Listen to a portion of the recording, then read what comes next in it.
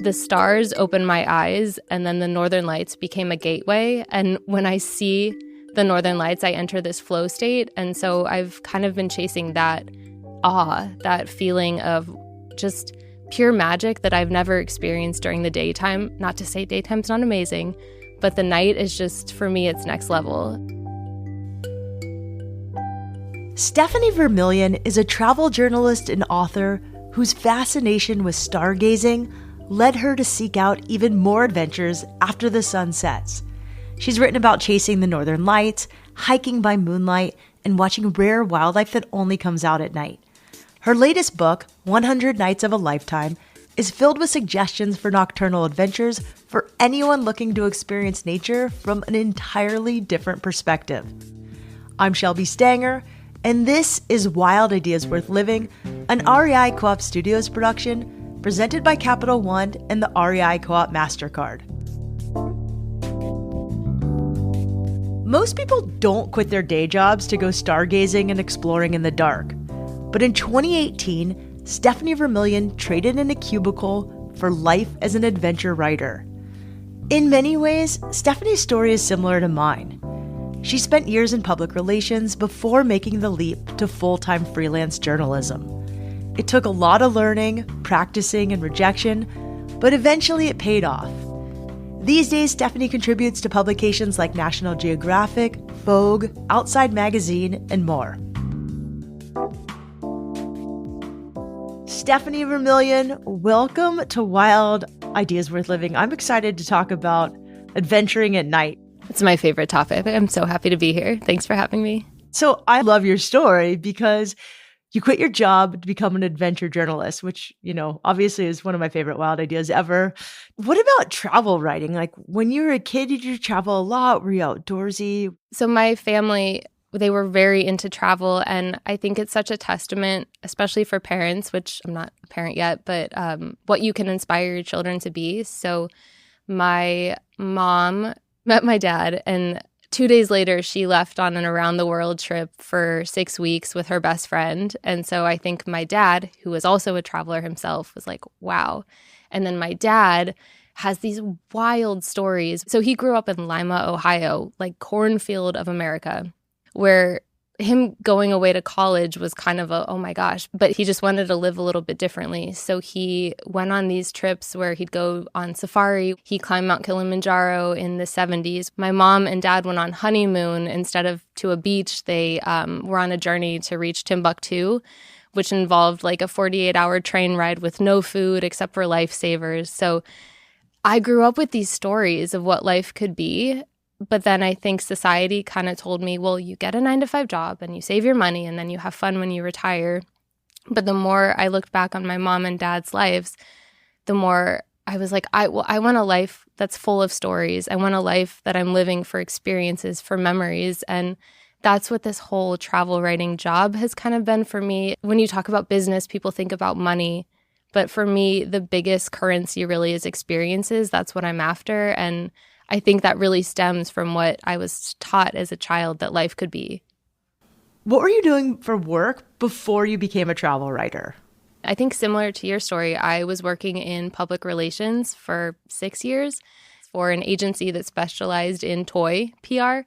So I was working on Play-Doh, Monopoly, Scrabble, really fun brands. So it's not that the job wasn't fun. It's just that I was in an office for the majority of my awake hours, and I only had 10 vacation days, and I knew that life is more than 10 vacation days. So that was kind of where the rub was. So halfway through that, my now husband and I moved to the New York City area from Cincinnati, Ohio. And I think that's such a testament to how a change of location can change your entire life. We moved to New York City. I started going to travel meetups just to make friends. And all of a sudden, I met people who were travel writers, photographers, travel bloggers, and making a living off of it. And I was like, hold up, why did no one tell me that was possible? So for 3 years, I just started a side hustle on the side of my job and started writing, pitching. I did wedding videography, all of this work to try to just build a life where I could travel the world and experience everything the planet has to offer. And so by 2018, I decided to make a break and go for it. So quit my job. Like 2 days after I quit my job, I was on a plane to climb Kilimanjaro. So that was kind of the start of this awesome new beginning of my life. Wow. How old were you when you quit? When I quit my job, it was October 2018. So I had actually just turned 30 that year. So it was kind of a big milestone. That's amazing. So was it scary to quit your job? Like, how did you decide to do it? Yeah, anything is scary like that because, of course, there is New York City's cost of living. So we live in Cleveland now. It's a lot cheaper. In New York City at the time, that was a high cost of living. My husband was in residency where he wasn't making all that much money. So we were kind of like, uh-oh. But I got a part-time travel writing job that paid pennies, but it was consistent to kind of have something where I knew we could at least pay our rent. And so I got that secured, and then that's when I felt confident enough to quit my job. But I would say the scarier parts were the years, really months, but especially years just leading up to that, of putting myself out there for writing opportunities that I always got no's to, putting myself out there by trying to do a vlog that I wasn't comfortable with, doing wedding videos that I probably had no business doing, but I did. I think the whole putting yourself out there and letting yourself feel stupid is something that we run from a lot. But I would say the more I got comfortable with that, the more I saw success, because eventually those no's became yeses, and that's how I was able to fill the gap. So I had a part-time job, and then I also was starting to get more consistent yeses. And I figured if I'm spending 40 hours a week in this job, maybe if I spent 40 hours a week on my passion, that it would actually net out. And it did. Pitching articles and ideas as a freelance writer can be tough. Luckily, Stephanie began trying her hand at journalism before she quit her day job in PR. After work, she'd spend hours pitching travel stories. A lot of her ideas were shot down, but she did her best to learn from rejection. I want to hear a story about one of your first rejections and one of the first travel writing stories you got accepted. I have this very visceral memory of my first rejection. And I think there's something beautiful about being new at something, because you don't know how stupid you look. And I think that's great because you just put yourself out there. And sometimes I miss naive Stephanie from 10 years ago or whatever, who didn't realize that I had no business pitching what I pitched. So CNN had this really awesome video program. It was video shorts called Great Big Story. And I was getting into video, and I did maybe 2 wedding videos by this point. But again, I had no business pitching CNN, mini documentary, but I had just gone to Costa Rica, and I'd planned this trip where I would be following these conservationists who are grassroots conservationists all around my age in their 20s and 30s, who were dedicated to saving the Baird's tapir. So I don't know if you know what a tapir is, but it's a relative of the horse and a rhino, but that's not even what it looks like. It has this long little snout, like Snuffleupagus, I guess, kind of, and it twitches a little bit. And they have kind of like a rhinoceros-looking body with a mini elephant trunk. Google it. They're so wild. They're cool. I haven't seen one in person, but I've seen the pictures. They're incredible. And so I wanted to do a video project that pushed my skill set of storytelling while highlighting a really cool project in a place that I had access to, because these conservationists were like, yeah, come on down. We'll host you, and you can sleep on our floors, which I did. I'd never met these conservationists in real life, just only over Zoom. So I talked a friend into coming down to Costa Rica with me, and we went on this long, wild journey. I think it's one of my favorites still because I made it all happen. But we joined these conservationists to sleep basically out in the field, following their work of looking at tapir poop and trying to understand where they might be and what they were eating, looking for tracks, driving through the jungle and getting lost in the middle of the night. But all of that to say, we finally saw a tapir, and on this one day where it was really hazy, and I had my camera ready and I was so excited, and I was filming and filming and filming as the tapir walked into the ocean, and we had this beautiful silhouette, and then the tapir came up on the beach and it was sleeping and you could see its little nostrils twitching. And so I had all this footage, and I was so excited to create this project with interviews to send to Great Big Story. And they said, yes, please send it over. We'd love to see it. And then I looked at the footage, and it was like totally blown out. It was terrible lighting. And I just, I kind of tried to like doctor it to see what would work. And long story short, because they had expressed interest, I thought that meant yes. And I was like, this is it. This is my big break. And so I submitted it, and they were like, no, thanks. And I remember I was so sad. I got on a city bike from my office, went up to my apartment, which was, like less than a mile back home, and just cried and cried and cried and cried over my lunch break. And then once I got that cry out, I was like, okay, I'll try again. And I think that's one thing I've always said with pain and with sadness or with rejection is feel it, be sad, and then do it again. Did you ever sell that story? Yeah, I ended up selling that story in different forms. I have written 2 articles about it in different capacities. Okay, so you took that rejection, you cried, and you moved on. And I like that. Like, you got to keep pitching. That's what I tell people. When people tell me that they pitched a story and someone said no, I'm like, you pitched one person. Like, pitch 100 and then tell me. If you get one yes, that's all you need. Absolutely. And I think too, like, the more you, and I'm curious if you feel this way, but I find it's like a muscle. The more you do it, the more you put yourself out there, the more you hear no, the less it hurts each time. You learn, like, I went from crying, for a whole lunch break over that to now it's like no to a huge project. Okay, next.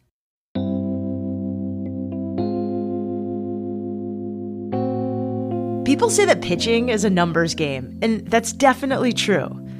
But there's also an art to it that most of us can only learn by doing.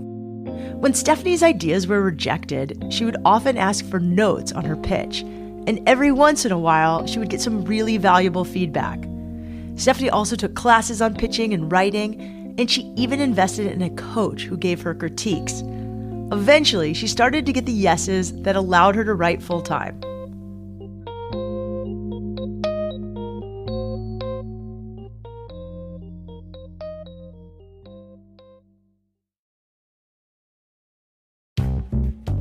Travel writer Stephanie Vermillion embarked on a full-time writing career in 2018.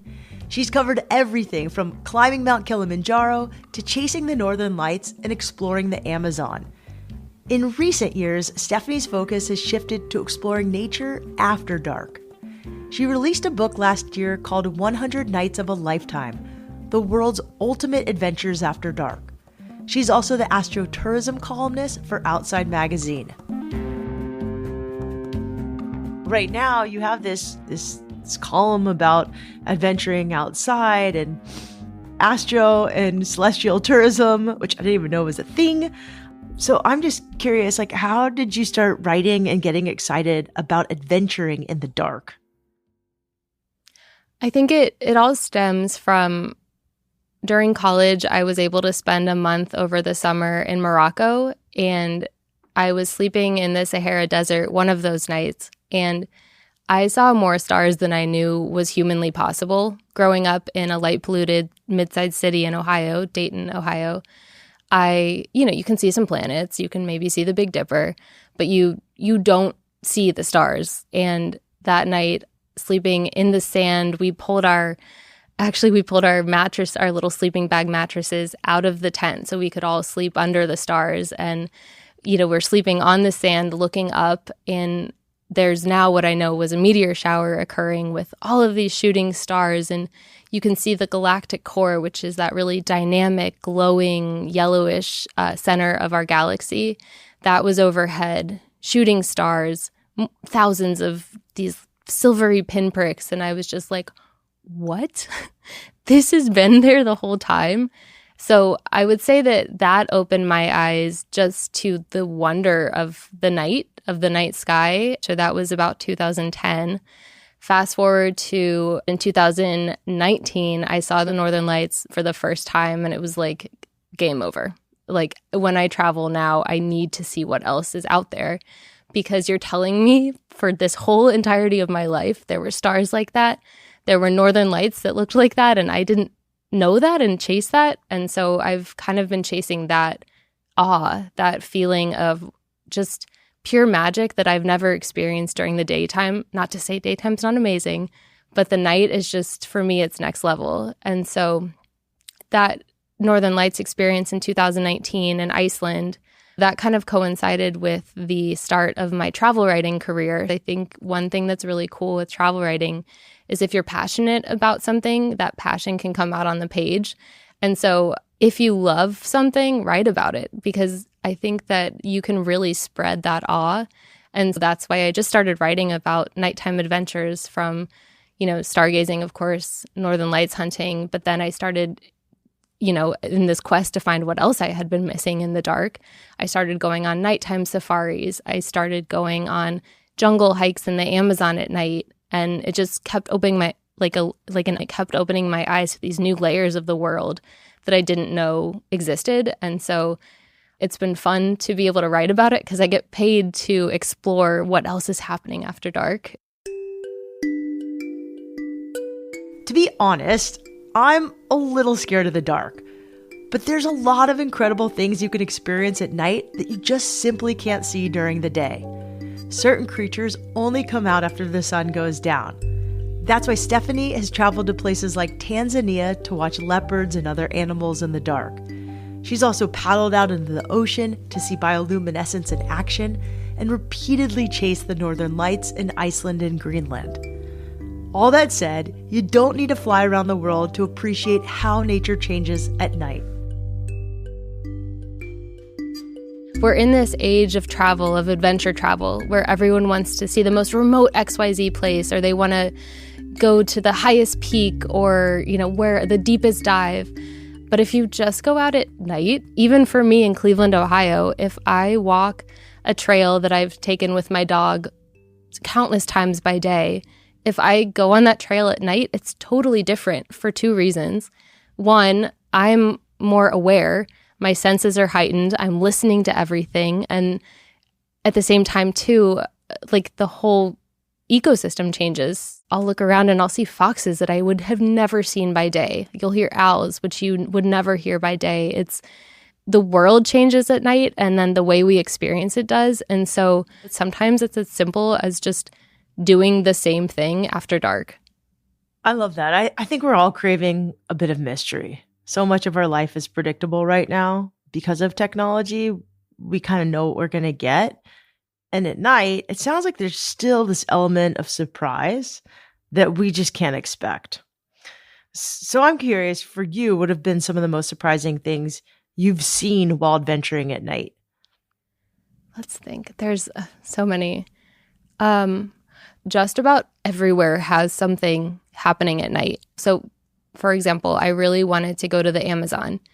And for those who haven't been, a big part of the Amazon is the nighttime, because what's cool about the Amazon rainforest is it's such dense vegetation that they're kind of hiding and you can't really see that much. So our guide in the Amazon took my husband and me across this really tall canopy bridge, basically at the same level of the treetops. And that's where the majority of life in the Amazon lives. They create these little ecosystems up there, like little sky islands. It's so cool. And our guide was like, you know what, we should go up there for sunset to watch the sun turn the trees, these beautiful like orangish blush hues with the clouds in the distance. And we thought it would be a beautiful photo op. So we go up there at sunset. Mind you, these are, I think, around 100 feet off of the ground. And I'm afraid of heights, which is funny because I always find myself in very tall things. But we're up there enjoying the sunset, listening to monkeys, looking for sloths. And then our guide's like, you know what, let's go the other way down so that we can see the whole entirety of the bridge. So we walk across the bridge. And as we're going down, we see this giant anteater come out of the bushes and it approached us. And we were like, no, not because we didn't want to. They're so cute. but because you shouldn't interact with wild animals. And our guide was like, uh-oh. So he's like, just stay still and see what happens. And it comes up and it sniffs each of us.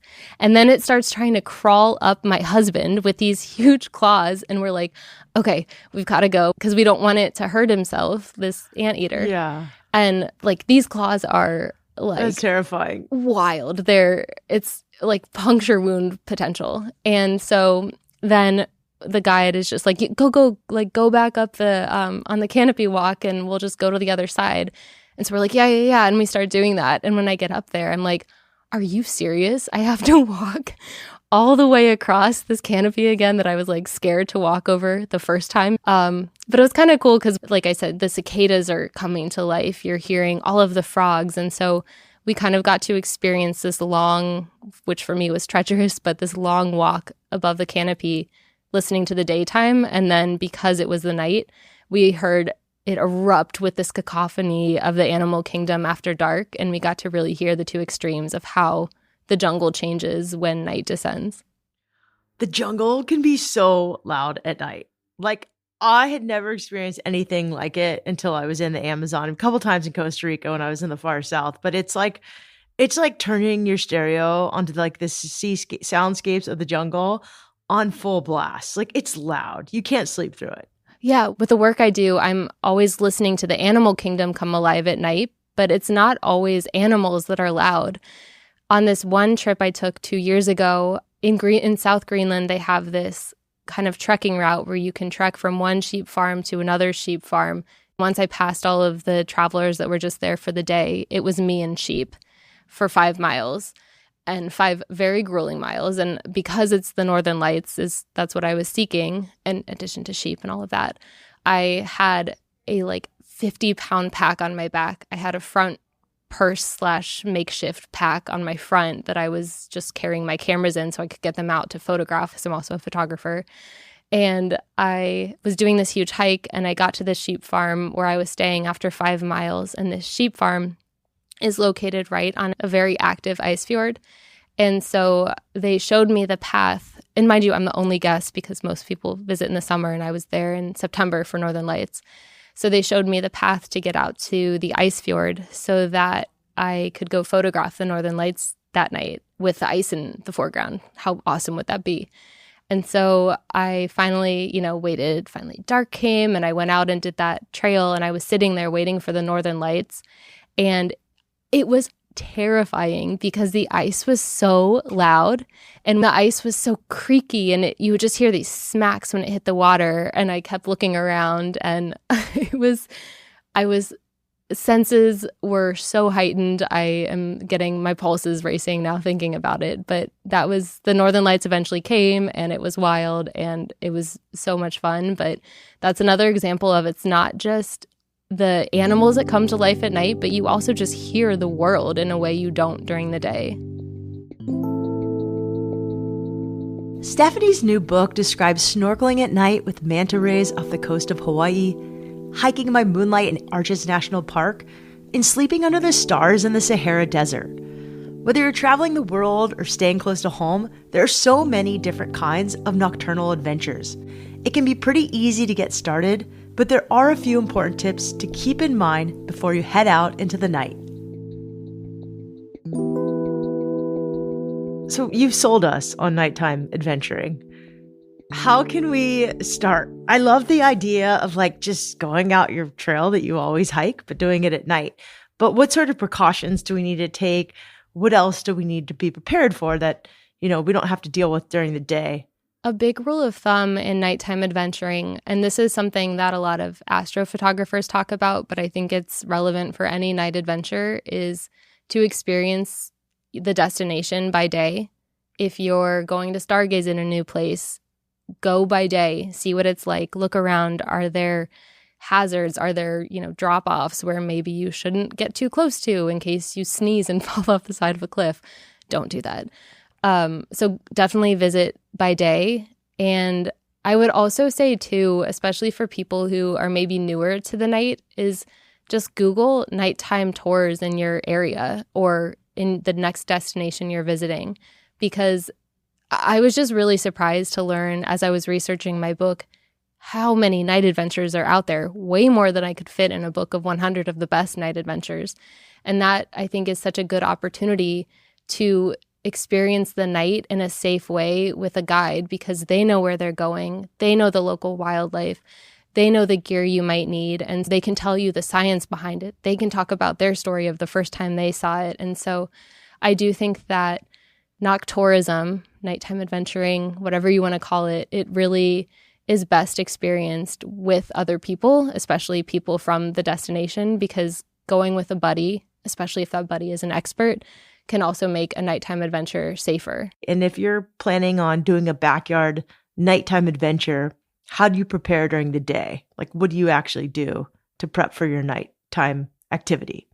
If you're going in your backyard, the way I do it, I literally just take a beach towel and I take my dog outside and we sit and look at the sky. And it's just a lot of fun and very safe because it's our backyard. But when I'm going on, say, a full moon hike in a national park, you want to, like I said, explore the place by day, check in at the ranger station or talk to someone who's local if you're doing this by yourself, preferably with another person at least, just because power in numbers. But talk to the local rangers just to get a lay of the land. Is there wildlife you need to watch out for? Is there a trail that's maybe treacherous at night? Again, you would know that by experiencing it by day. Also, make sure that where you're visiting is open. I think that's an unfortunate thing, and I know it's for safety, but I was actually just writing an article the other day to help people stargazing. And so many parks I was looking at, I was like, oh, well, they close at 8 o'clock. That doesn't help. So know that where you're going is open because you don't want to trespass. And then I would also say to always bring a headlamp, of course, but look for a headlamp that has red light capabilities, because it takes our eyes about 20 to 30 minutes to adjust to the dark after exposure to bright white light. And if you have red light, though, that is a lot easier on your eyes, so you can still see. And so if I'm hiking to a place, I have my bright headlamp on until I get to the place, and then I switch to red. So as I'm setting up my gear, as I'm looking around, for the perfect spot, I typically try to use the red or no light once I'm set up. Yeah, I love that. And also the red light is better for animals, I'm guessing, too. It is. Absolutely. Yep. And then one other thing I would say, too, is always make sure you have a portable charger and the right cords for said portable charger, because especially for me when I'm Northern Lights hunting, I have all of these prediction apps and forecasting tools and cloud cover apps, and my battery drains so quickly. And if you, like me, sometimes forget which way you're going to get back to your cabin and need your map, it's nice to have a portable charger in case you've drained your battery. Stephanie also shared a couple of great resources for anyone curious about stargazing. First, you'll want to look up a dark sky map in your area. These maps are available for free online, and they will show you the best spots to avoid light pollution. She likes the site lightpollutionmap.info. Hip Camp even has a dark sky layer on their site, so you can find campsites that are perfect for watching the stars. Depending on where you live, you might also find local tours that specialize in nighttime adventures. We'll link to some of those resources in the show notes. If you want to dive deeper into astrotourism and other after dark experiences, check out Stephanie's book, 100 Nights of a Lifetime. You can find it wherever you buy your books. We'll also put a link in the show notes. To keep in touch with Stephanie directly, you can find her on Instagram at @ByStephanieVermillion. That's ByStephanieVermillion. You can also visit her website, stephanievermillion.com. Wild Ideas Worth Living is part of the REI Podcast Network. It's hosted by me, Shelby Stanger, produced by Annie Fassler, Sylvia Thomas, and Sam Pierce-Nitzberg of Puddle Creative. Our senior producers are Jenny Barber and Hannah Boyd. Our executive producers are Paolo Motola and Joe Crosby. As always, we love it when you follow the show, take time to rate it, and write a review wherever you listen. And remember, some of the best adventures happen when you follow your wildest ideas.